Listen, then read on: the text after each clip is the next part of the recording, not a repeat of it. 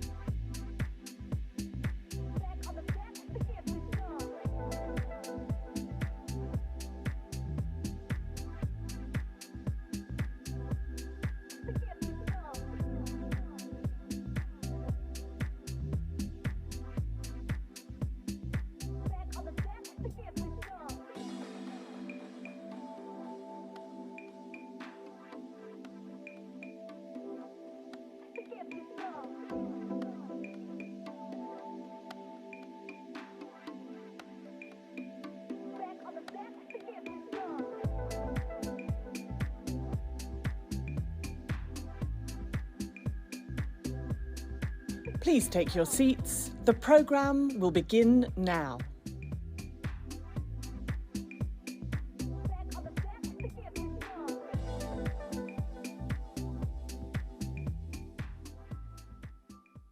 Please welcome to the stage Supaluck Umpujh, Chairwoman of the Mall Group, for a conversation with Bloomberg's Anders Mellin.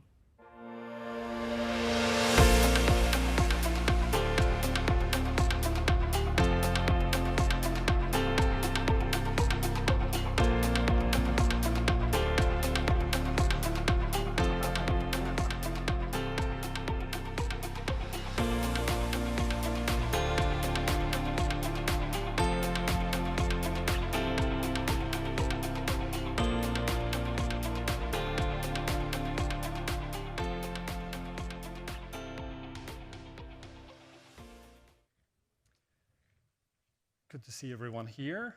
No visit to KL would be complete without a trip to the mall. So that's where we are going now, at least in spirit. And leading us there is a veteran in the business, Supaluck, also known as Elle, who's the chairwoman of the mall group, which is one of Thailand's biggest mall operators. If you spend time in Bangkok, chances are you've gone to her properties and enjoyed yourself. Before we start, Elle would just like to say a few words about an unfortunate incident in the Thai royal family that happened recently, and that has, what she would like to. We have a greatest loss of our country. Can you hear me? Okay. Actually, our king, King Rama IX, passed away 9 years ago, and on the 13th of October. And now we have a great loss of Her Majesty the Queen. She's now become the Queen's mother of our beloved nation. This greatest loss happened on Friday, 9/21. So it's really a great loss. So we need to wear black for a year. But I like to say that we been blind with our greatest king from a small country, but the king is the greatest king of many kings, And then the Queen's mother was with him all the times, and then at the end of her life, she passed away silently, and it's about on the 21st, which is only 9 years difference, and we love number 9. I love number 9 very much. So I just like to pay my deepest respect and wholehearted, condolences. And I like you to join. We don't have to stand up because I don't know what country you are, but I just like to give you the news that we lost our beloved Queen's mom. So actually, I supposed to be there, but I already, come here. So I just like you to understand maybe the sad news. Thank you so much. And thank you for being with us, despite this very unfortunate news, which helps to put things in perspective and remind us of what's important. If we can go back a few decades, when you were in your early 20s. Many decades, not only a few. When you were in your early 20s, your father had founded Mall Group and asked you to travel the world, bring back a winning formula for a mall concept. You opened the first mall in the early 1980s. It unfortunately closed a couple of years later. Can you talk about this foray into malls? Why malls? And what did you learn from that first attempt? Actually, my dad is in the whiskey business before, and he has a beautiful mom, but my mom passed away when he was 35. She was really beautiful. And then he's Chinese. He lost the money when the grandfather, they have the money problem in a way that they changed to communist, sorry to say that. So the money mean nothing like a paper. They lost all. So my father take my mom to Bangkok and having starting from nothing, and he asked me to study because he only have 4th grade. So I study very hard, and he worked in the entertainment business, but low-end entertainment business, sorry to say. He like massage parlor, clubs, and he do second class like a cinema. So I was go to his massage parlor one night. I didn't know. I go there and I visit him. They said like, the guy said, new number, we are looking good. I said, Dad. So they joined the guy, riding the car and follow me to the house. I said, Dad. The guy followed me to the house. I was a student at that time. So my father, in another week and 2 weeks, he sell all the business. Because he loved his daughter so much. And you know that that kind of business is really make money. Like margin is 50%. I said, why? I hate this business. But at the end, I said, oh, because this business help a lot of people. Help a lot of farmers, the lady, you know, they don't want to do that. Because we are a poor country, we are farmers. So they plow the rice only 2 times. But what about the rest of the day? So they get the money and give to the student, give to the children, or go to the father, the mother, and his kids. So they're doing good. So I said, oh, I'm so sorry, Dad. I didn't know that before. So I like to do entertainment business now, but in another level. So then when I study at the Mahidol University, it's #1 university in Thailand. And then I go to the school in the Purdue, which is #1 in terms of pharmaceutical engineering. You know, and I study doctor, but I don't like blood and the injection and you know, cut all the frog. So I am the first class honor in the you know, theory, but not good in the cutting dissect. I never go to the kitchen because my father asked me to only study. I said, Dad, I don't want to be a doctor. I don't want to be this. I want to be Madonna. I want to dance. I want to. It's not good, right? I'm sorry. Okay, maybe better. Okay. So I said to Dad, I don't know anything about malls. Are you crazy? I want to be Madonna because I want to dance and sing. I love that. I'm not good in, you know, talking, but now I'm good. Not that good, but okay. So I need to fight for that. And when I first come into the business, my father already have the mall. And then I learned from a very tough time because he know nothing about the mall. He have the wrong escalator. The parking is very bad. Circulation is very bad. I learned from everything that, oh my goodness, I cry every night for a year, really. But I cannot sell. I cannot get the rent. I can get the rent, but I said to my tenants, I apologize that I make you lost the money. I said, this mall is not good. I opened for 2 years. I know, I study everything about what is bad, what is not good, why not good. I learn step by step, fall down, step by step, fall down, step by step, fall down. I not go by the lift, right? So I see everything. And then I study like, in pharmacy, I have a very, sharp mind in a way that I can remember everything. Photographic memory. So I remember every column, every rail, everything. I don't know why, but you not ask me now. I have Alzheimer's already. But anyway, starting from that, I apologized to every tenant.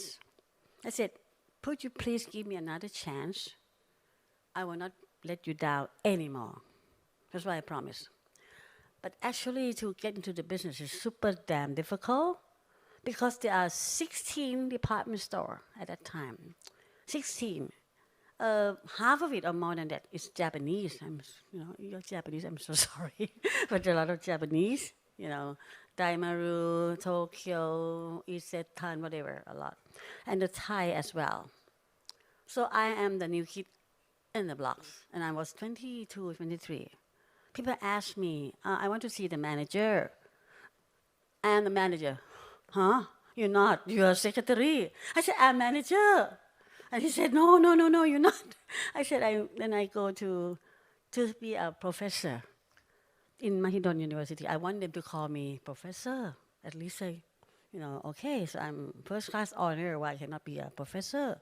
So they start to call me professor. I gained a reputation, and I just start to negotiate, but very low. I just too bored. Can you talk to us a little bit about what a mall was in 1985? Because now you walk in, they're big, white, gleaming, full of restaurants, shops, entertainment. Okay. You get lost in parking garages. What was it like in The 1985? first mall is only very small, very, very small. It's only 1 acre. 1 acre, just to do the mall, everything. And that means my father can sell a lot of jewelry shop because it's the best location by Quezon if you've been to Thailand. But the best location was the smallest among the shark or the whale. I said, Dad, you are in the good location, but in the red ocean that I cannot even fight with them. I have nothing to fight with them. And every time I take photo with the guy, with the tenants, they will not take photo with me. I said, why? Oh, if I take photo with you, the Japanese see, not the Japanese, other people say they will catch them out. They don't want me to born. I said, how can I cannot? I am a young Thai woman. Can I get the chance? So I fight to get the chance, and finally I get the chance to come. But I don't have any merchandise to sell. So I have to buy myself. I have to go and shop myself in Germany. I shop like a kid.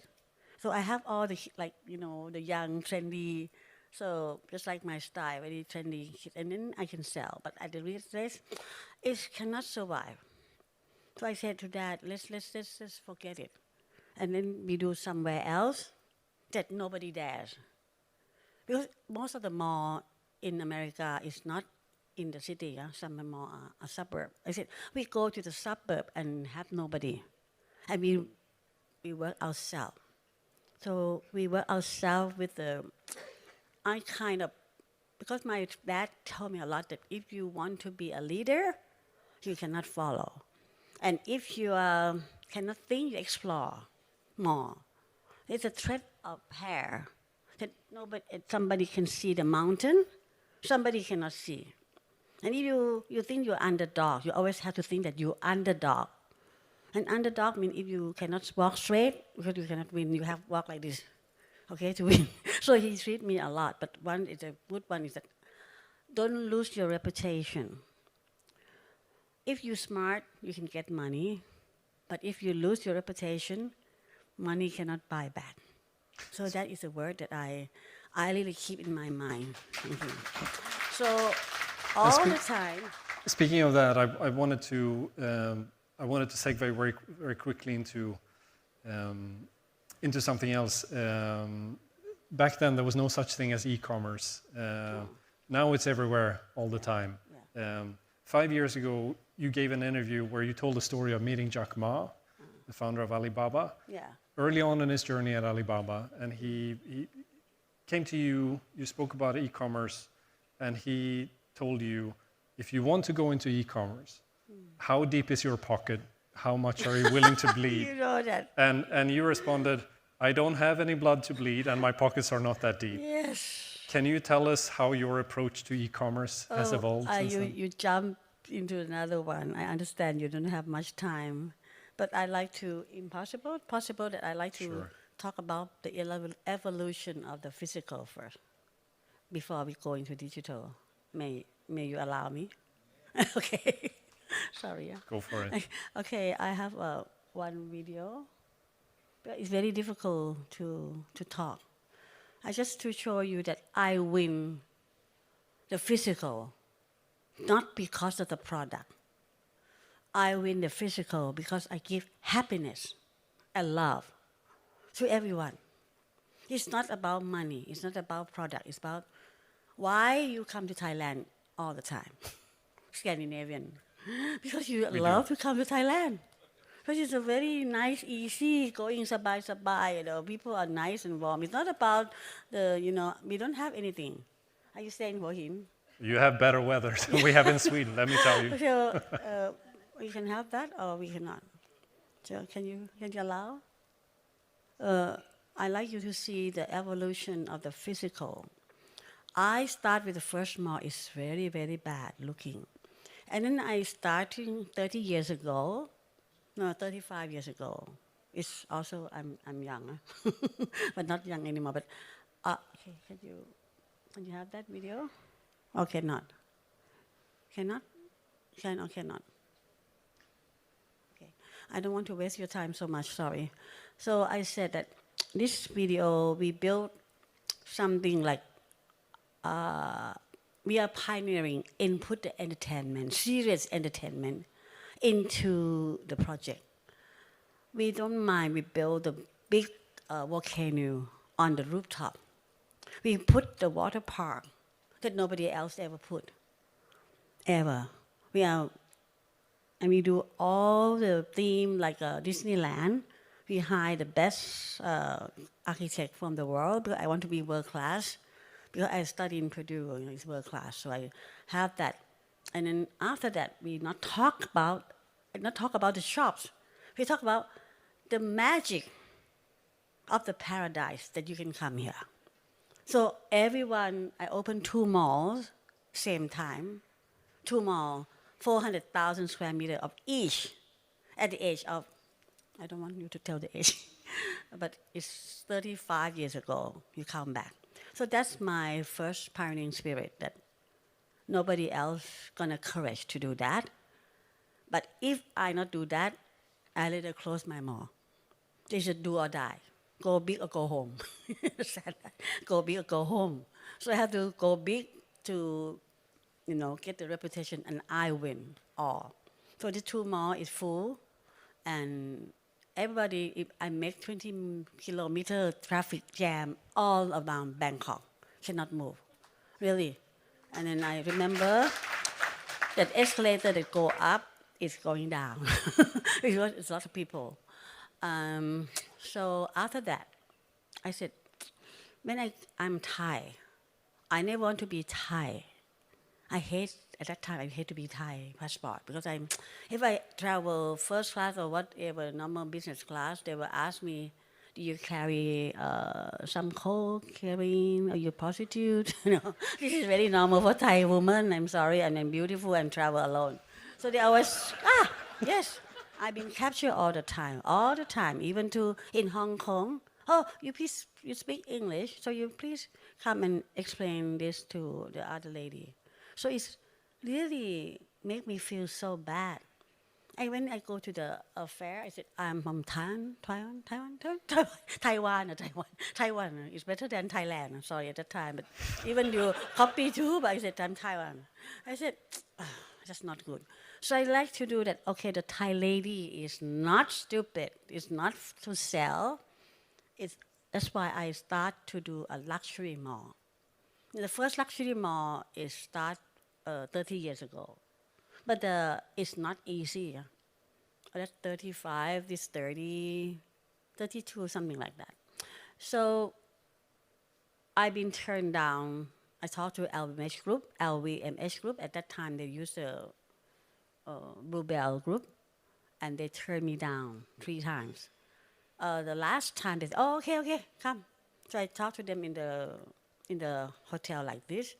At that time, I don't have any video, nothing. It's just a paper. So I present them a box, a full box. Luxury box, technology box, but everything is a lifestyle box, fashion box. And then they love my presentation. I sell with my heart. I said, he looked at me, Mr. Ifka Sell, if you know him, but he passed away already. Play about song, all the big band. So they said, oh, they love the project. And at that time, I was so lucky because there are something like, I don't know, Thailand is really a lot of Japanese. I have lots of Japanese. So the Japanese is about over 1 million, and Japanese buy all this brand. So I get the first Chanel, and the first Hermes in Thailand. Maybe we can talk a little bit about that. Over in the US, there's a statistic that's drawn a lot of attention recently that 10% of the population is responsible for 50% of the consumer spending. Okay. So a huge chunk is just of consumption is by people that are rich. Do you see similar tendencies in your own business? And how are you thinking about trying to cater to the affluent segment? Okay. I'm sorry. At that time, I opened in 1997. I think you remember so well. 1997, financial crisis. The financial crisis come in April, but I opened in June. So it's too late for the brand to, to U-turn because they already buy the merchandise, they already put the shop. And Chanel pointed at me, are you cheating me? I said, huh? How can I cheat you? The Allah, no. He said, so whatever, the God, no, I don't know. I never from Korea, from the kimchi, tom yum goong to Indonesia, right? Indonesia is so big, it's so cheap, right? So everything is so cheap. So I have 7 million tourists, I remember that time. It turned to be 17 million in a year, in 2 years. So all the people come. Everybody come. And then my sales go up, oh my God, go up 30% every year, every consecutive year. And the only one, because the rich people, they cannot pay the pound, they have to get back from London, they have to get back. So all the rich people in my mall, and my mall become a high society. They call high soul. The first 2 days, we don't have anybody. I said, oh my God, we don't have anybody. You know why? They don't know how to dress to come to that place. So that is something. But I like to tell you that the Chanel asked me 2 questions too. Just like this. How deep is your pocket? But he asked, do Thai lady carry Chanel bag? Know how to carry Chanel bag? How much you gonna pay me to come? I said, oh, I don't know. But you please come. I take you to see the Thai lady carry Chanel bag. So I take him to the bar, one nightclub, very nice in the Hyatt. At that night, there's a lot of Thai lady carry Chanel bag. Fake or not fake, you don't know, right? It's at night. So I said, okay, let's have fun. And the Thai lady looked nice. Okay, they love it. And then he asked me that, how much you gonna pay? I said, it's no problem. If you not come, I have another people waiting in the queue. Actually, nobody. But I have to say that I don't want people to press me down. I'm sorry. So I have to fight. I learned a lot from, I don't lie, but I said, I just want to have this. I have to fight. So I get that. So now, okay, the business is good. I opened Paragon, and Paragon become the phenomenon. The phenomenon, because the emporium is small, I make Paragon, CIMB Paragon. That is the land belongs to the princess, okay, by the palace. So it's the best location that you can find in the world. So I said, no, not in the world, in Thailand, sorry. Then I go to the bidding. 19 board members asking. So I presented 5 words only, 5 words. I want to be the Jew of Asia. Oh my goodness, Jew of Asia is a lot. Huh? Number 2, I want to be the world-class retail and entertainment phenomenon. They said, somebody don't know phenomenon. No? They asked me, it's going to be earthquake? Yes, it's going to be earthquake. It's going to shaking the world. Yes, you are right. And then the heritage of Thai. And the last word that they love so much is the pride of Siam. Because they don't want the money. Just want to have the pride of Siam. And then it's a word. So I win 19 unanimously. And then I make a bigger small, very, very big mall at the time that do in Dubai they do Emirates Mall and Dubai Mall, same time. So actually Emirates Mall has been built same time with me by Mr. Majid Al-Futam and also Dubai Mall, which is very big. But at that time, Dubai Mall doesn't have any luxury. I already have luxury before Dubai, yes. And right? Unfortunately, we are now out of time. Oh, okay. You want me to we talk could about e-commerce? probably Okay. stay here for a long time, judging from the audience's laughter Because I think and listen to stories. the guests still laughing. But thank you so much for taking us down. It's already finished? This is already finished, yes. Oh my God. Yes. Very You can unfortunate. come and then. Okay. Thank you very much. Okay, I talk about the last thing about e-commerce. I understand only last word that he asked me about e-commerce. I think we do AI, and I really don't want people, to make AI because we will lose a lot of jobs. Please harmonize the humanity and technology. Please, please don't make the robot smarter than us, please. We lose the job. I go to MITI forum and I ask, you are robot people, so don't make the robot smarter than us because they don't have heart and soul. Can you talk to Elon Musk about this? Could you talk to Elon Musk about this? Sam Yes, Altman? Elon, if I see him, I can talk. I want to talk to Mr. Trump that please reduce the tax and then just don't let the people that you can come to my country, you're going to come to my country. So If anybody can connect if I see these him, people, probably let's don't make let that me go into this America. Thank you very much. All right, thank you so much. Okay. This is short.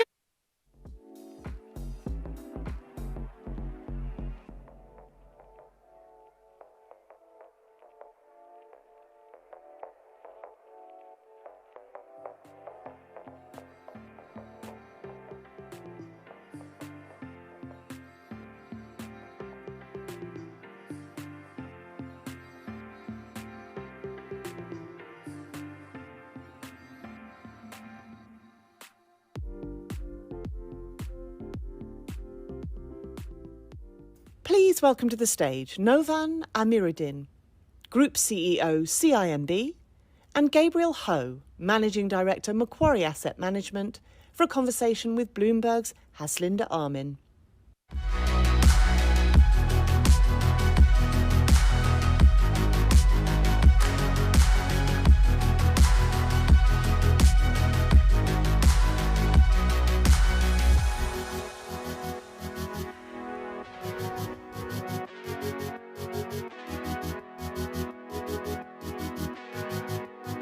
Well, we look for who has the right conviction to build for their nation.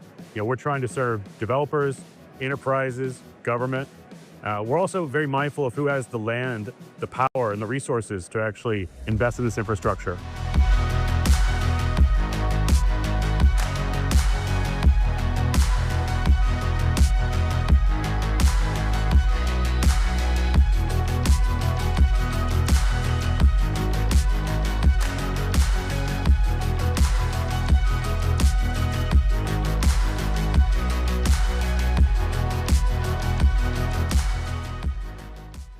Excited. We got into our seats too early. Anyways, thanks for joining us.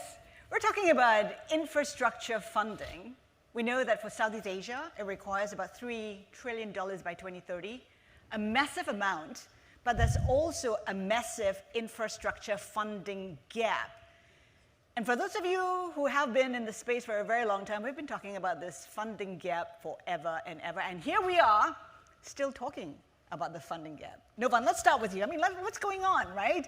We've identified that it has to be, there must be a pipeline, must be bankable, there should be greater clarity in regulation, and here we are yet again looking at the same problems and talking about a huge funding gap. Well, Haslinda, we're still talking about it because countries without the capacity to build will not be able to innovate. And innovation is extremely important, as we basically evolve and progress.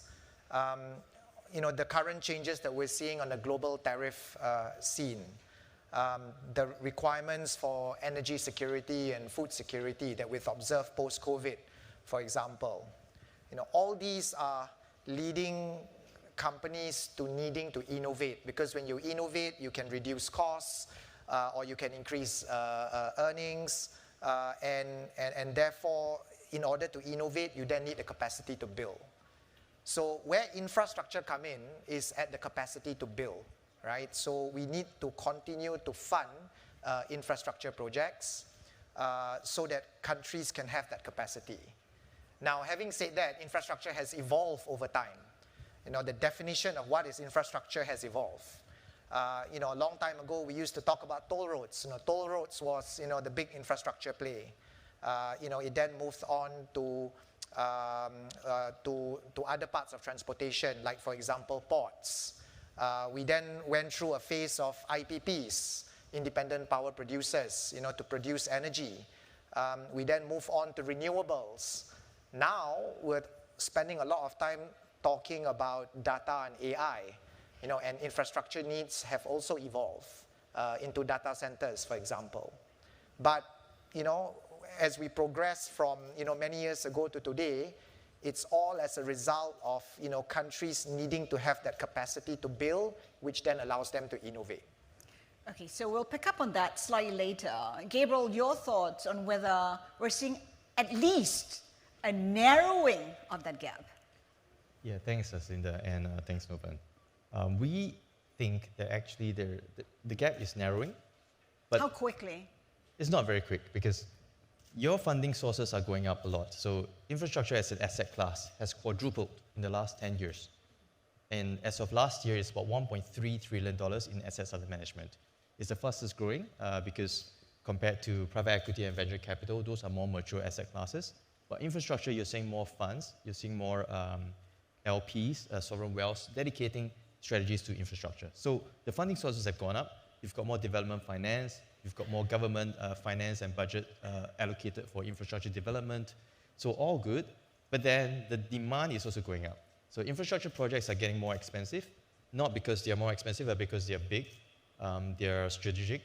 Some of them touch on geopolitical interests, and basically you can never catch up because the new asset classes or the new assets that are coming into infrastructure includes data centers, which are huge in terms of capacity, capital intensity. So in order to build that data center, in order to build that AI ambitions between US, China, and the rest of the world, there's also something behind that backbone, which is power. And the energy grid will be under a lot of constraint because of the need for this power from the power-hungry data centers. You talk about the power grid. Just to pick up on that, the ASEAN power grid, it's gone nowhere. Mm-hmm. What went wrong? So my opinion is that nothing has really gone wrong. It has to be a collaborative effort, concerted effort across the governments, across ASEAN. But market forces will determine where the direction of the backbone of infrastructure for ASEAN and integrated ASEAN will go. So essentially, where we have seen a very strong push in infrastructure is in data centers and connectivity. So ASEAN may not be connected through a power grid as was a plan long ago, because power costs have gone up and power is becoming very strategic and very critical a resource. But data centers and connectivity has been helped by growth in Malaysia, for example. So Malaysia took a very big step. The government provided a lot of power, a lot of land, water, brought in the hyperscalers from the west and the east as well. And basically with that data center capacity, we are able to say that ASEAN has a data center capacity that can be one of the top 10 in the world compared to US and China, top 2. And then therein lies the connectivity across the region, whether subsea cables, land fiber cables that can actually connect, and also Singapore having been one of the connectivity hubs. The availability zones going from Johor to Singapore to Indonesia, and then across the Pacific, where there's also decoupling and new zones being built in order to have that geopolitical decoupling, which is becoming a sensitive topic nowadays. So a lot of development in that space. So power and energy will still be a very big thing, just like what Novan said. Countries are more concerned about energy security. So to be able to share that power and energy across the region is going to be a harder case than compared to sharing connectivity and improving that data network across the region. We talk about the need for a collaborative effort. Given the geopolitical environment and given the economic environment like now with high tariffs, like 19% in Malaysia, would that be a good enough impetus for that collaboration to come through? I think it would play some role because at the end of the day, when you talk about global tariffs, then the question is who's paying for the tariff? And that tariff will need to be shared across exporter, importer, and consumers. And depending how that gets shared across the various parties, it will lead to changes in various cost structures. Now, when there's changes to various cost structures, and that is where it comes in the need to basically innovate or even to think about infrastructure construction differently. When countries used to be able to duplicate, and maybe you need to duplicate for security purposes, the need now to have better coordination would probably make more sense. What's your take on it, Gabriel? I think in a post-tariff world, the consumer suffers, the trade suffers, but actually infra project owners may not suffer. So we might be beneficiaries of supply chain disruption, reshoring. Why do I say that? In the past, maybe let's wind back to April when President Trump announced tariffs. Solar panels from Southeast Asia, even Cambodia, went up to as high as 3,521% in terms of tariffs. And the beneficiaries of that oversupply and the supply chain rejigging is ASEAN and Middle East, of course. So the lower tariffs, in fact, and the oversupply, it means that the renewable projects can be rolled out at much lower cost to build.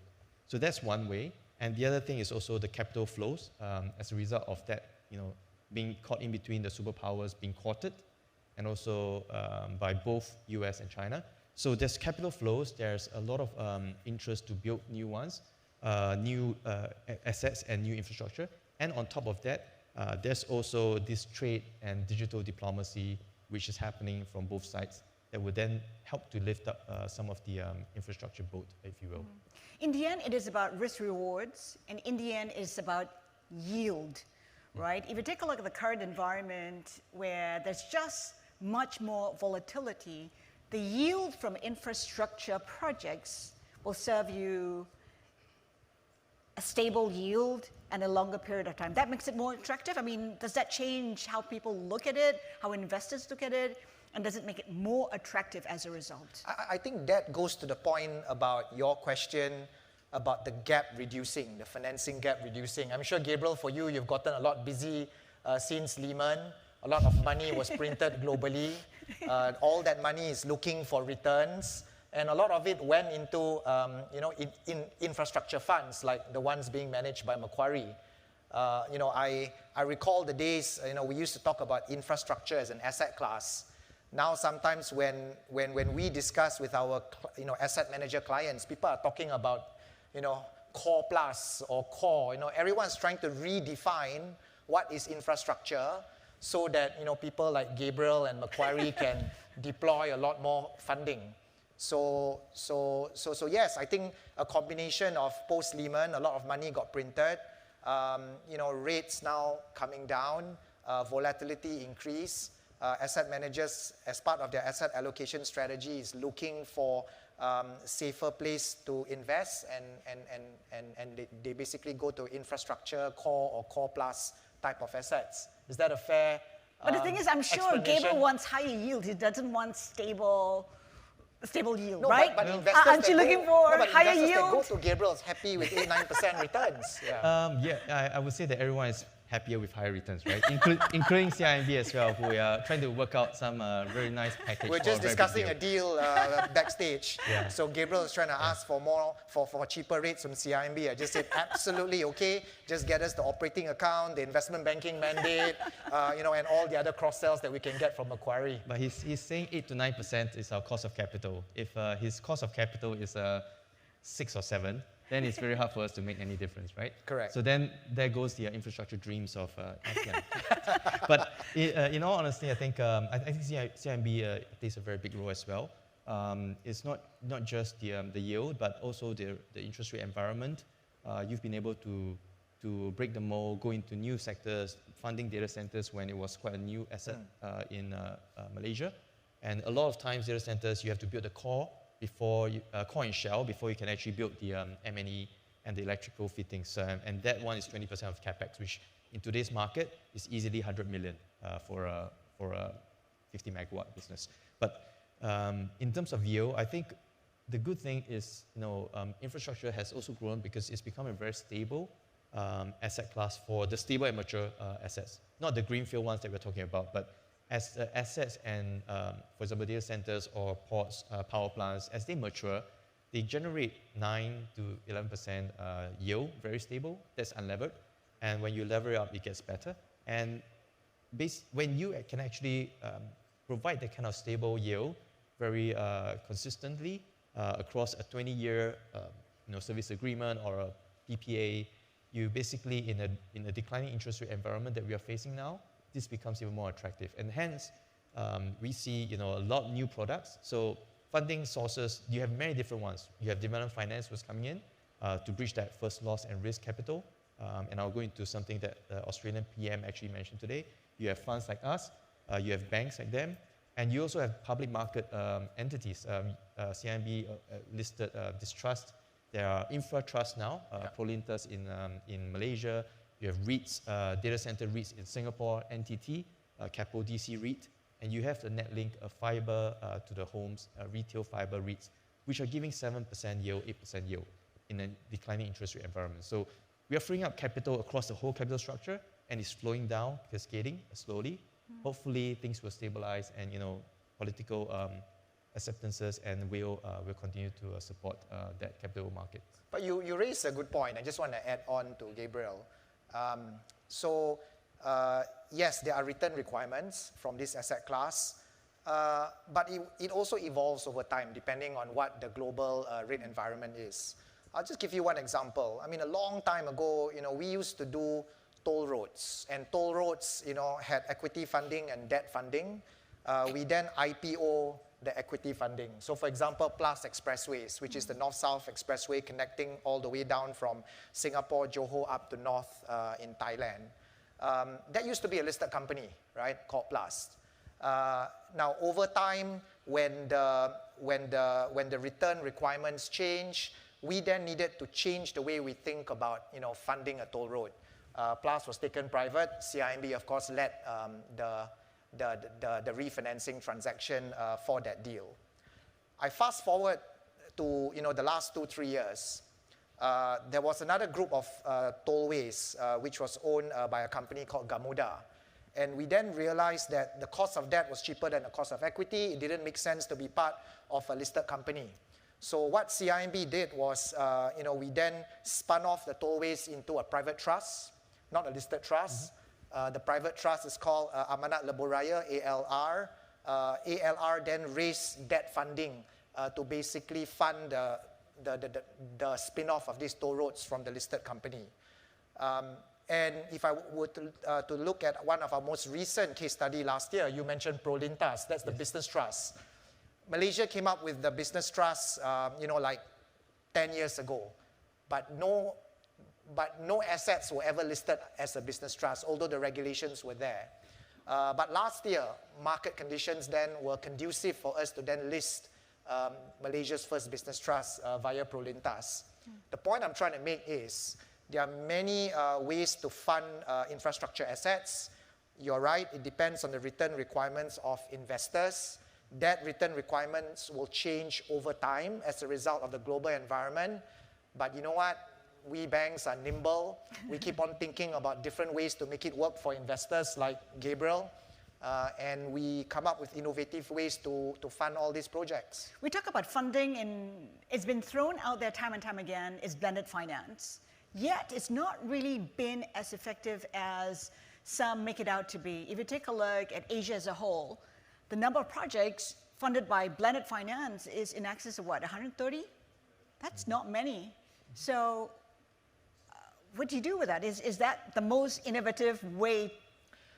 The concept of blended finance is not complicated. Blended finance is just someone lending me money so I can apply the spread that works for a bank and then make the project work. I mean, that's the whole concept of blended finance. So for banks like CIMB, we need a party to lend us money at low enough cost of funds. We add on our spread, and the project is still bankable. So it all goes back to who is able to lend this money at very low cost of funds. We see that a lot in development banks. Development banks work under very strict mandates.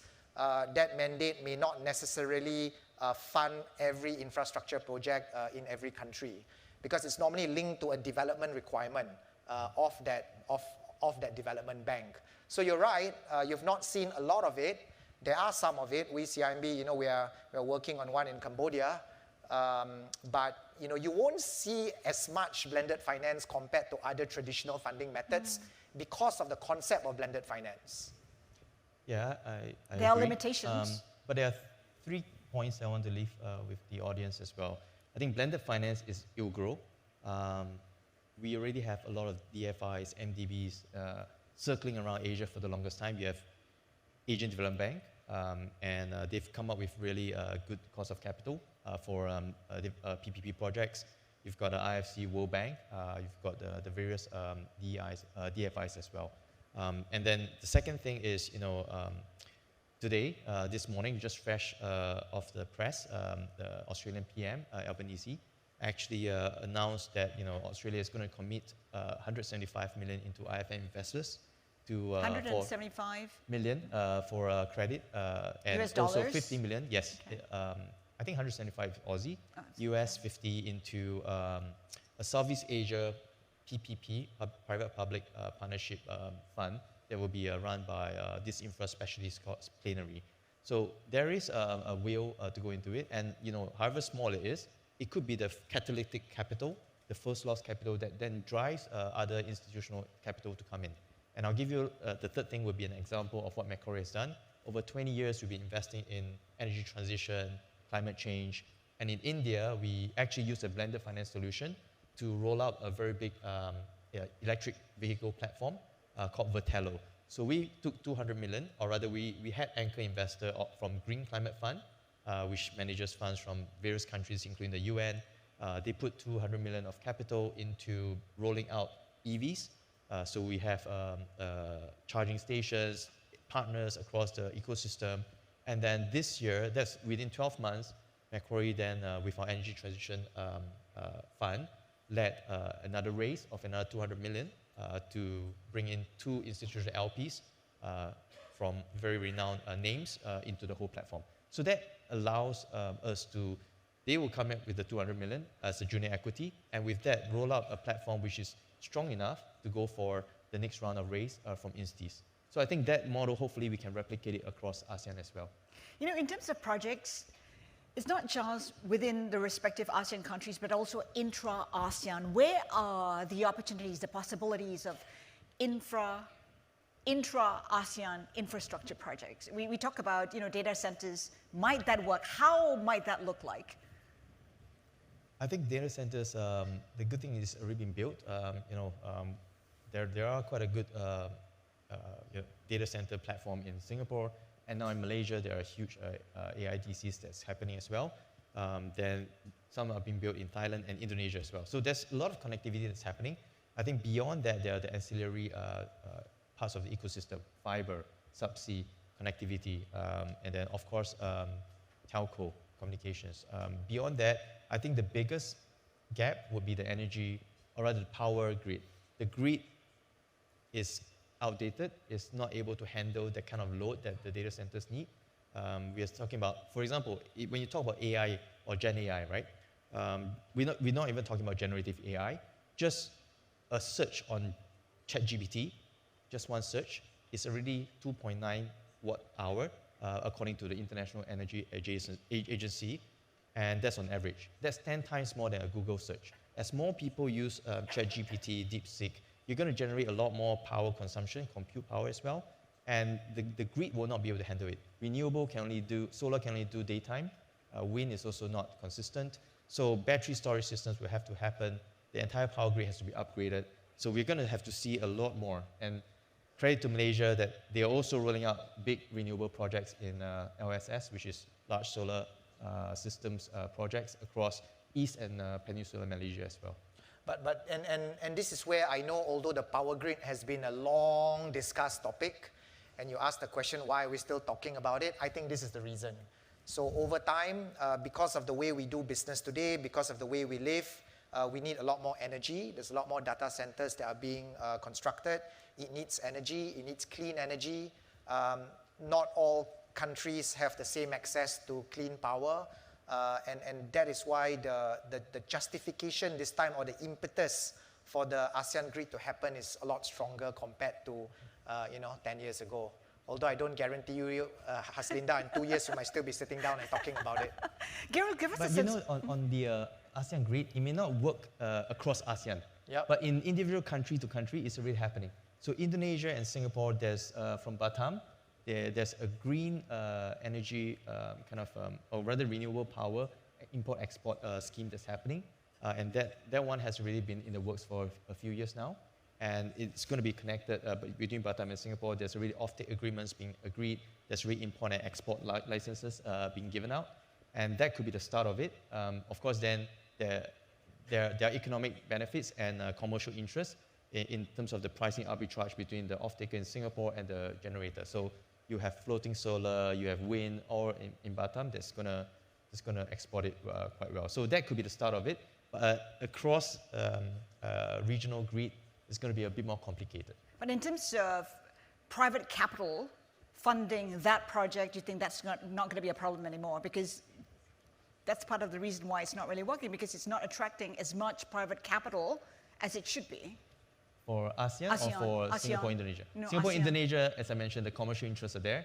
The pricing arbitrage is there. So there are a lot of capital trying to get into that space as well in various forms.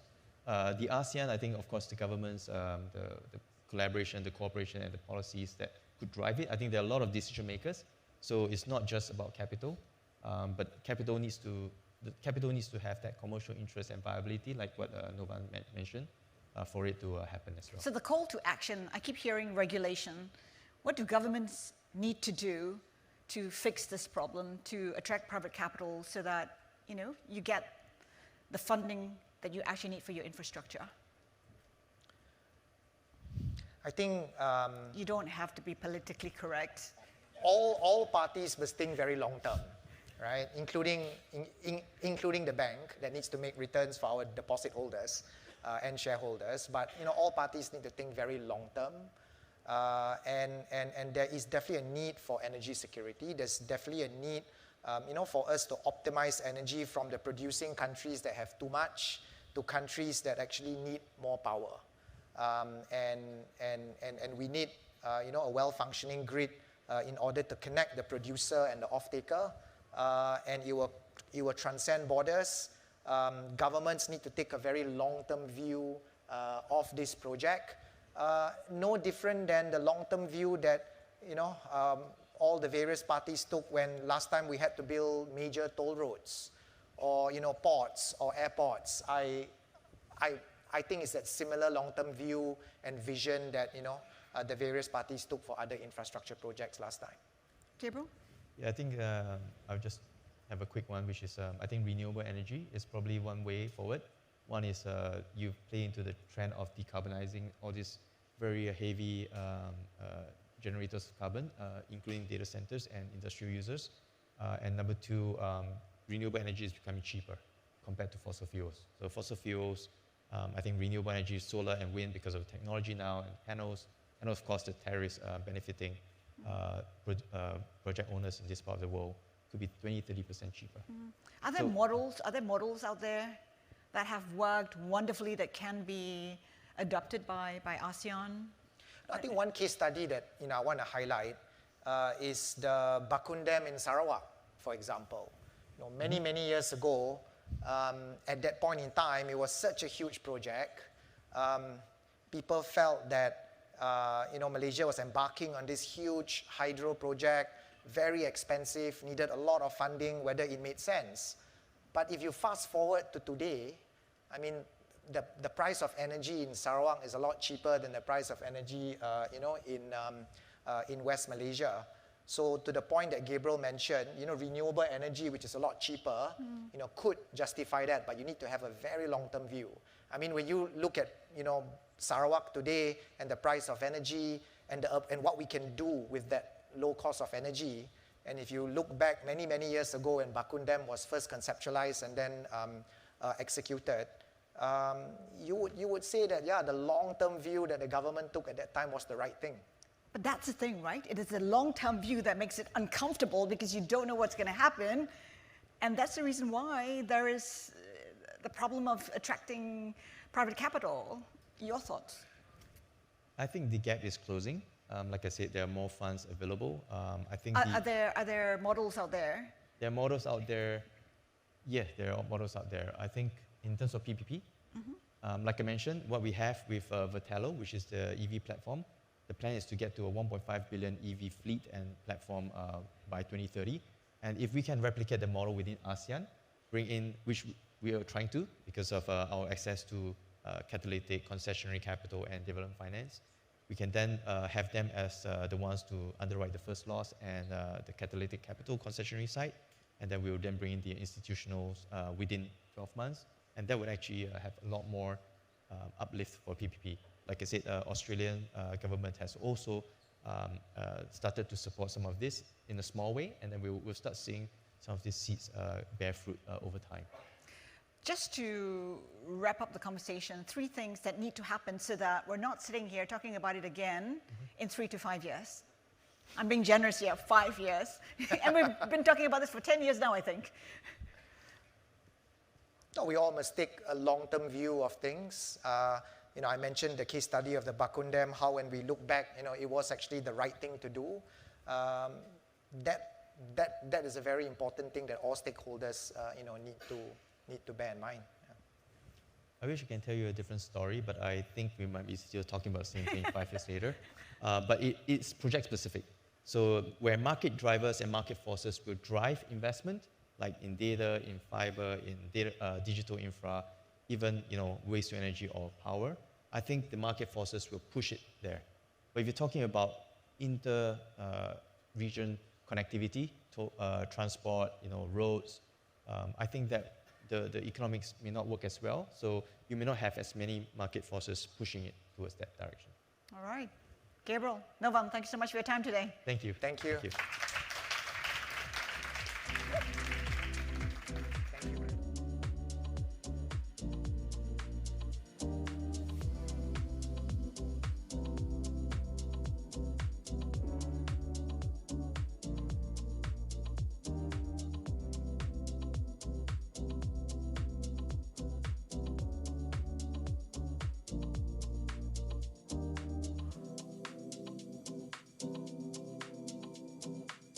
Please welcome to the stage Nicholas Moore, Australia's Special Envoy for Southeast Asia, for a conversation with Bloomberg's Adam Farah.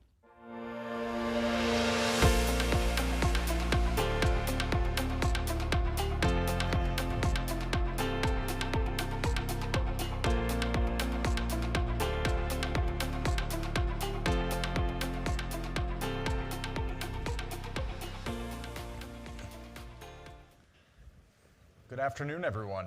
It's a pleasure to see everyone, and thank you for being here for this conversation. My name is Adam Farah. I work for Bloomberg Economics, and I'm excited to have this conversation today with Nicholas Moore. He has had many roles over the years, but currently sits as Australia's Special Envoy for Southeast Asia, and we're really happy to have you. Thanks for being here. Thank you, Adam. It's a delight to be here, and I'm delighted so many people are here to listen to this conversation. Absolutely. So before we dive into questions, I thought it would be helpful to take a look at a couple charts that your team was so kind to share with us. Yep. These help kind of lay out the argument you put forward in your strategy that you have sitting right here, Australia's Southeast Asia Economic Strategy for 2040, laying out the challenges ahead. Yep. And the first one being this question of trade with Southeast Asia between Australia and the region that, while growing, has not grown at the pace of the rapid growth of economic prosperity in Southeast Asia. And then if we go to the next chart, we have an opportunity to take a look at the other more blinding problem, which is investment, which has, despite this growth in the region, has remained relatively anemic and in fact in some ways has started to fall. And we're looking here at 2024 numbers, and we're seeing Southeast Asia in a combined Asean economy of over $4 trillion with just 2.5% of investment, while New Zealand, a GDP of $250 billion, receiving 4.7% investment. So with that in mind, we sit here 2 years since the rollout of your strategy and 1 year since the Australian government put forward a $2 billion investment facility to help drive investment in the region. How do you assess where we are today? And are there some examples you can share with the group on where things have succeeded and where you see more work needs to be done? Sure. Well, it's always a question of, as we heard in the previous presenters, short-term and long-term. Short-term, there's good news that the exports, two-way trade, export-imports are up $6 billion over the last period of time. As a percentage of our total trade, that's 0.5%. So they've gone from 15% of two-way trade to 15.5% of two-way trade. So that's positive from a trade viewpoint. From an investment viewpoint, we've seen $2 billion of additional investment from Australia into the region. Now that's short term. More importantly is the longer term story. Now this report we provided to the government, it was provided to a government that wanted to increase two-way trade and investment between Australia and the region. So it started from the point of view of not us pushing against a closed door, the opposite. The government was saying to us, how do we increase two-way trade and investment? We made 75 different recommendations, and of those 75 recommendations, 50 have been implemented in part or whole. Now these are recommendations that will have a long-term impact in terms of two-way trade and investment between Australia and the region. Now they're being implemented. So over the last 2 years, those recommendations have been implemented and we're seeing the impact of those. So for example, today I'm with a delegation of investors from Australia here in Malaysia looking at opportunities. That delegation is one of 21 different delegations of Australian investors and corporations coming to the region. So by year's end, we will have over 500 different senior business leaders travel to the region looking at the opportunities available.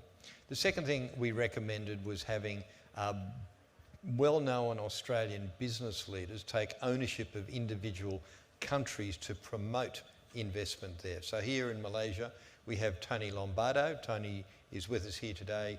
He's the CEO of a well-known Australian company called Lendlease, has been carrying on business here in Malaysia for 40 years. He is working to spread the message of Malaysia with all the Australian investors and Australian corporations. So we have 10 Tony Lombardos. So we have my former colleague, Shamal Wikramayaka, who's the head of Macquarie Group, who's taking that role in the Philippines. We've got the former head of the Business Council of Australia, who's taken that role for Indonesia, and so on and so forth. So, and you know, that takes a while. So we're doing quite a lot in terms of raising awareness.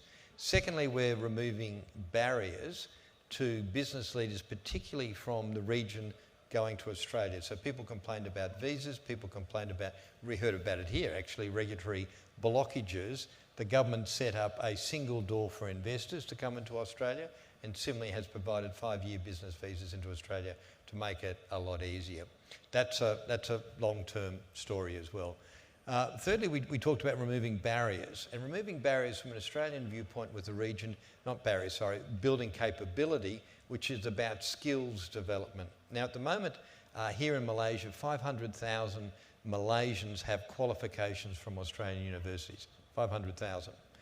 Long dated, so going all the way back to the 50s, we had something called the Colombo Plan.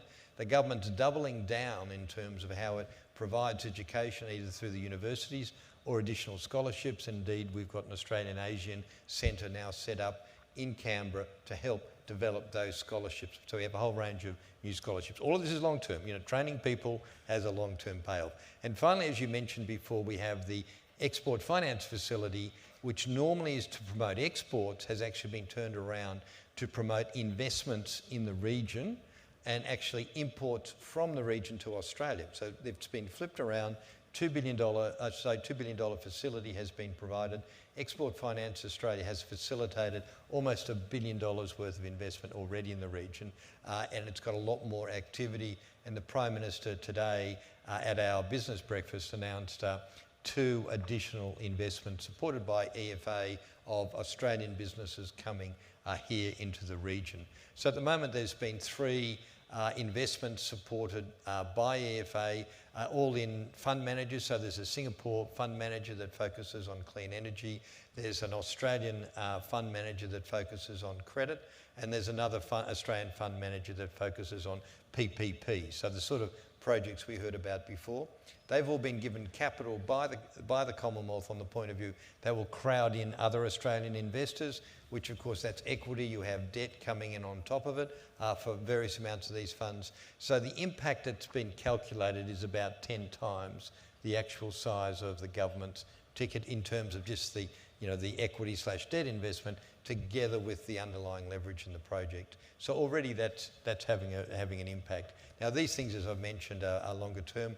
The other element that is just has only had its 1 year anniversary is this idea of deal teams. So there's 28 different people who are now working for the Australian government across the region, whose job it is to assist Australian businesses wanting to invest in the region. Now they're very active. They've identified $20 billion worth of businesses and projects for Australian companies in terms of wanting to invest here. So that's all longer term. There's quite a lot of other initiatives we talk about in the report here, but they're the longer term elements. And of course, the whole thing we're talking about is long term. Australia has last year celebrated 50 years as a partner for Asean. We've always been a very close partner to Malaysia and all the other countries in the region. And that closeness, that neighbourliness underpins all this. We understand this is a very long-term endeavour and everybody's focused in terms of how we build that two-way relationship going forward. Thank you. I think it's really helpful to better understand kind of how you're laying out the value proposition on both sides for investment and ties, given the rather full environment of other partners that are investing in the region, absolutely. Right? Whether it be China, the EU, or the United States. So I think laying that out, and particularly the cultural and education ties, never mind the forward-leaning investment apparatus that are being set up to push on both sides. To pivot a little bit, we've just talked a lot about how Australia has been working to engage in setting out a strategy for the long term. But there's no way to hide from the fact that over the last 8 months, we've seen a seismic shift in the global geopolitical and economic order. As we look at the rise of US tariffs, the US-China trade war, there are questions about how and whether the normal engagements and strategies that have been put in place in the past are still valid. So I pose that question to you. At a strategy that was pulled together 2 years ago, do you feel it's still up for the task of pushing forward for Australia and engagement in this region, given this new environment that we're facing today? Yeah, absolutely. And in fact, I'd say it's even more important today than it was when it was launched. And I think it's important always when we talk about current concerns to try to always put a bit of perspective around it. When the report was done, or shortly after the report, obviously COVID had been the biggest impact on people's mind. And COVID, if you were in business, was just a huge impact in terms of supply chains that were just cut off. And the impact that had to every business I was involved in was just stunning. Not just the fact that the supply chain was cut off, but then people had to fly, freight in, prices went up. The whole world went crazy from a commerce viewpoint for a very long period of time. So, that COVID era, frankly, seems more shocking, even in retrospect, than what we're dealing with today. And obviously we've come through it. But coming through the COVID period, I think everybody came away with the need to reduce risk through diversification of supply chains, and of course Australia saw particularly diversification of markets. Now we had Mark Carney talking here yesterday about the importance of Canada diversifying away from the US, saying it wanted to have 50% of its trade in this region. So COVID taught us, both sides, I think, the importance of diversification, that the markets were cut off in China, but also the supplies from China were cut off. So it was very clear in our mind. And what we're viewing today, if anything, is far less in terms of an interruption. So I think it's at least as relevant today as it was back then. The only other point I'd make, of course, is that we do, availability bias is a thing for all of us humans. We all do focus very much on the short-term challenges, but the underlying drivers of our businesses and our economies are unbelievably robust, as we've seen. If we look at, notwithstanding the sound and fury that we see day to day in just the daily news, the world since the Second World War has been growing at a very constant pace of between 3 and 3.5%. Occasionally with COVID it drops. 2009 it dropped, but basically it's extremely robust. So we are going through some challenges now, but we always are going through challenges. I am very confident, personally, that not only will this region continue to grow, notwithstanding any of the trade sanctions, but indeed the rest of the world will continue to grow. Now, You know, I think that the growth, you probably know this, the growth for the world has been dropped probably from 3.4 to 3.1% or something for the year. And for next year, it's going to be 3.3. You know, like it's the differences we're talking about. It's like 0.3% or 0.2% in terms of what people know today. Now, it could go anywhere, of course. We shouldn't be complacent. We shouldn't at all be complacent. But the world is robust. What we saw coming out of COVID is new supply paths, new markets were created on a regular basis. The world will continue to adapt to the situations that it finds itself in. So to build on something you touched on there, this idea of that clearly has emerged now as well as in COVID is diversification, yeah, and how it's driving both a search for new markets, new industries. When over the past several weeks and years now, we've seen an increasing focus among the business community and government leaders on rare earths and critical minerals. And inherently, Australia and Southeast Asia play a large role in the current supply chain, but also potentially an even larger role in the future supply chain. We've seen in just the past week, the United States and Australia signed an $8.5 billion rare earth and critical minerals deal. And then yesterday, a surprise with the United States announcing critical minerals deals with Thailand and Malaysia as well, although not necessarily as deep and substantive. With that in mind, can you talk a little bit about how you see Australia's current approach, potentially driving cooperation in this sector, and whether critical minerals are an area or an opportunity for broader cooperation long term? Yeah, absolutely. I mean, I think it comes back to the point I was making before about COVID. It's another example of how the world adapts to challenges. Critical minerals, as you say, they're in Australia, they're here in Malaysia, they're in Thailand, they're in Vietnam, they're throughout the region. Processing, of course, is always the more challenging element. And in terms of how Australia works with the region and indeed with the world, we have an excellent example with Lynas at the moment, where the lithium is mined in Australia, it's processed in Malaysia, it's exported to China and other markets in the world. Now that's an existing setup, it's working well. It continues to be an example, I think, for what we can see forward in whether the processing takes place in the region or whether it takes place in Australia or indeed the United States. All of these are possibilities. All of these are open to us today, and the fact that the governments are engaging with it is a very good and positive sign to show the robustness of the economy when the governments want to focus on opportunities. The private sector is always there to respond to the needs. So I think Australia and the region can work very well together on critical minerals, but on many other different elements of the global supply chain where we have complementary economies and skills, and certainly the capital is available. Certainly feels that there's a lot of growth to be had in that industry and a lot of attention coming day by day. So it'll be interesting to see over the coming weeks and months what we see come out of all of these deals and then the future business engagement as well. As you look at ASEAN writ large, right, we see a diverse series of markets that, while there's been efforts to try and unify in many ways, have unique characteristics. So I guess the question to you is, when you look and when you think about the region now, how is Australia trying to prioritize and find the markets that best align with its comparative advantage? And are there areas that you see as kind of future opportunities that haven't been as fruitful yet? Yep. Well, I mean, it's important to make the point you did initially that the region is Australia's second largest trading partner. So a lot has been achieved already, and there is a great, when I put this report together, the businesses of the region and the governments of the regions emphasised how much they valued Australia as a reliable, long-term supplier of not just commodities, of energy, but also education. That was, very much highlighted.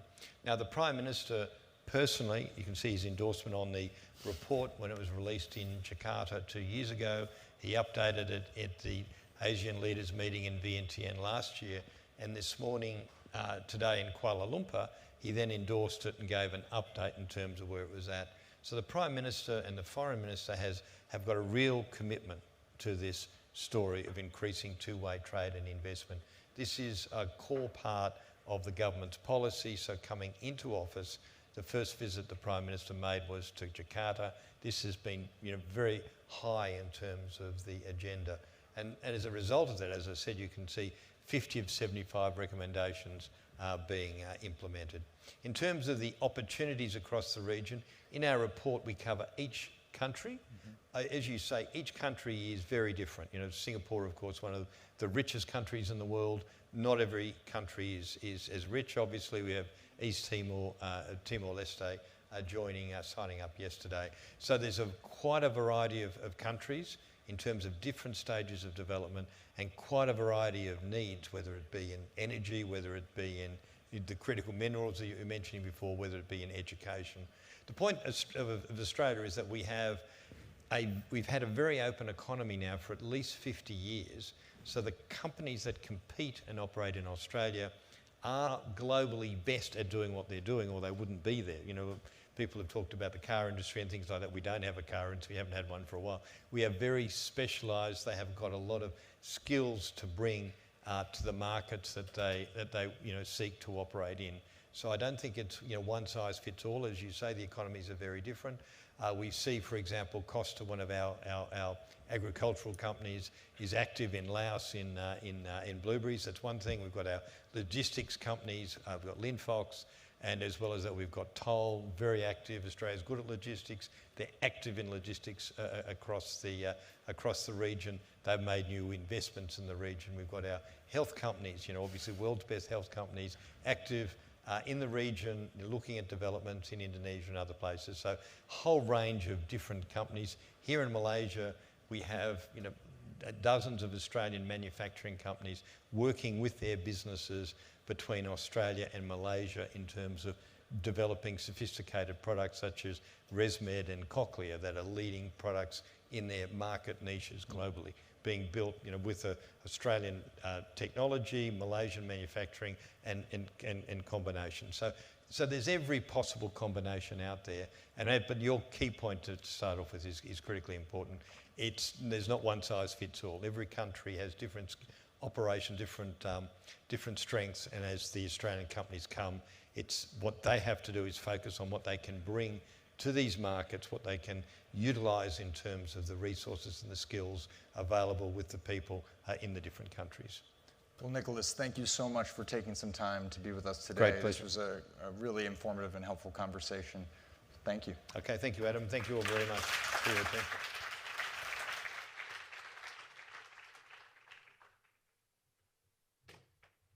Please welcome to the stage Tengku Zafrul Aziz, Malaysia's Minister of Investment, Trade and Industry.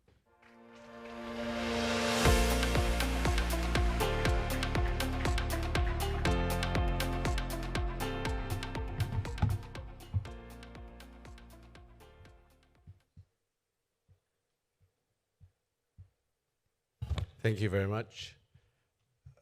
Yang berbahagia, Datuk Syed Zaid Alba, the Chairman of CIMB, and of course the CEO, Novan. And ladies and gentlemen, see a lot of familiar faces today. I believe I'm the last speaker. Am I? I am, okay. Do you want me to keep it short or long? Medium, thank you. At least someone's honest. So, Excellencies, distinguished guests, ladies and gentlemen.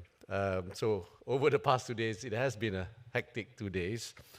We've witnessed a remarkable convergence of ideas, a lot of debates, and of course, when you debate, you also reflect on what has happened. And so, my deepest appreciation to Bloomberg and to all of you who are here, who are supporting this conference, for convening this summit in Kuala Lumpur. At the moment, that is nothing short of pivotal for Malaysia and ASEAN. And as we draw this gathering to a close, one message rings clear. ASEAN is not waiting for the world to change, we are shaping it.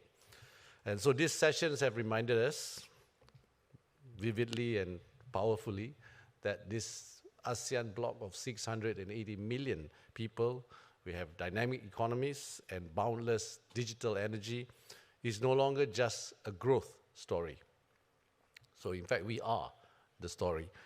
A region that continues to defy the global headwinds and chart its own course, course of resilience, renewal, as well as relevance. So for us, especially when I attend the Bloomberg Summit, I was here last night and we heard the Prime Minister's speech, I would like to say thank you to those who have made this possible through the partnership, of course, CIMB Group, Zetrix, and YTL, and has reaffirmed that Malaysia's ASEAN Chairmanship is not a ceremonial title. It is a mandate to lead, and we will lead the change. We will lead through courage, clarity, and conviction.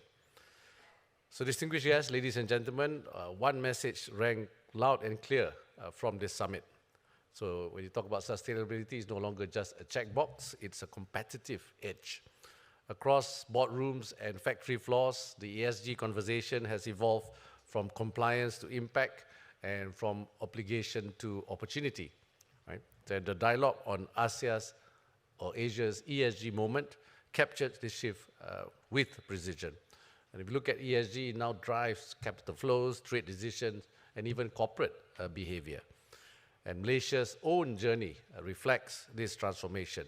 We have the Green Investment Strategy, the National Industrial Master Plan, the IESG framework, and of course, the Net Energy Transition Roadmap as well. So we are not just building a greener economy, we want to build a smarter one as well. So an economy where investors, innovators, and industries collaborate to deliver sustainability that is not only ethical, but also profitable. So it's time to move beyond net zero promises toward net positive outcomes. So the private sector holds the key to this shift, from incremental change to transformative impact. So I hope this summit has sparked the partnerships and bold thinking needed to accelerate this journey. The message on technology and AI is equally clear. So we move from hype to impact, and ASEAN cannot afford to remain passive when they talk about global innovation, especially consumers. We must be co-creators, designing, deploying, and owning the technologies. And these technologies, of course, will shape our future. And the session on AI for ASEAN reminded us that our digital journey must reflect who we are: diverse, inclusive, and forward-looking. And this spirit is alive in initiatives like the Malaysia-China AI Innovation Center, the ASEAN's Digital Economic Framework Agreement, which stand to be a game changer for regional integration and digital sovereignty. Our partners, Zetrix and YTL, underscored a vital truth. Digital growth is impossible without digital infrastructure. So data centers, connectivity, and digital identity are not just technical enablers, they are instruments of sovereignty, trust, and long-term competitiveness.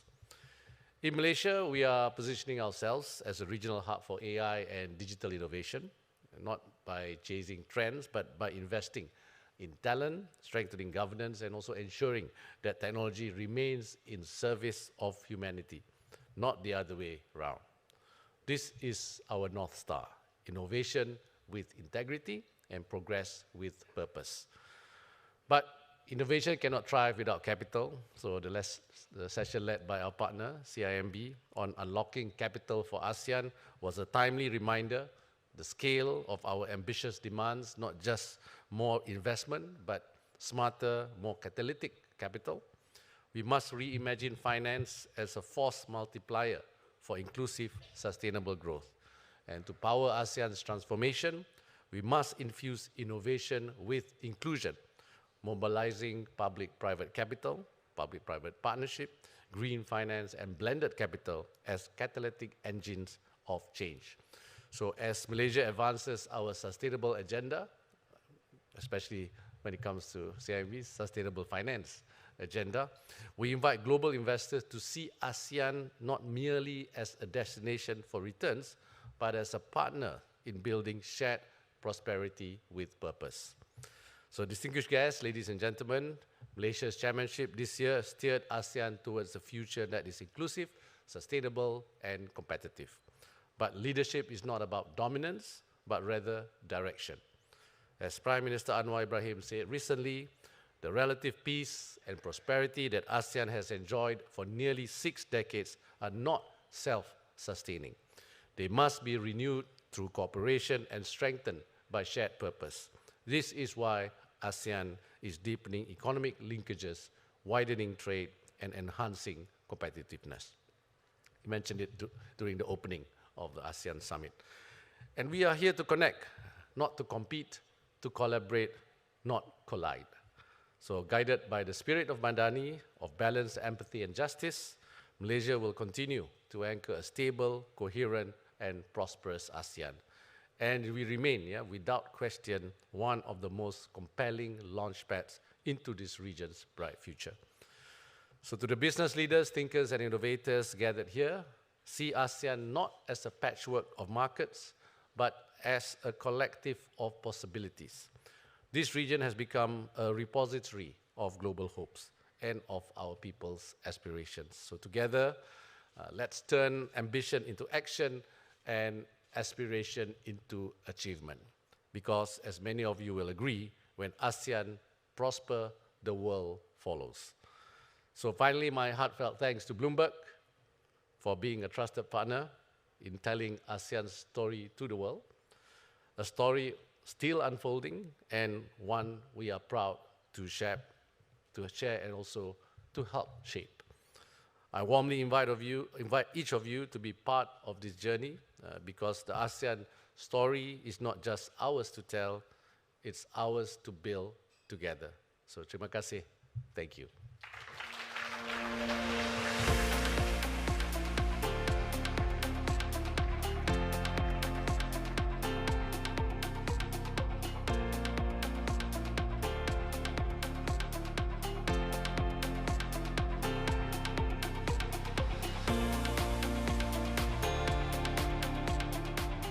Thank you, Minister. Thank you, everyone. That brings the summit to a close. Bloomberg Business Summit and ASEAN. Hope you've had a productive meeting at the Bloomberg event and the wider ASEAN event summit. We congratulate Malaysia, a very impressive ASEAN summit that's still going to continue. We'd like to thank, in particular, obviously the Minister just spoke, our founding sponsor, Ministry of Investment, Trade and Industry, our presenting sponsor, CIMB, and our supporting sponsors, YTL and Zitrix AI. Thank you, everyone. Enjoy the rest of the day. Have a safe journey back home. And what normally happens when I leave the stage is that people come up here and they take selfies, they sit on the stage, and they do all that, which is absolutely fine. So please do come and sit up here, take some photos for your Instagram. Thank you.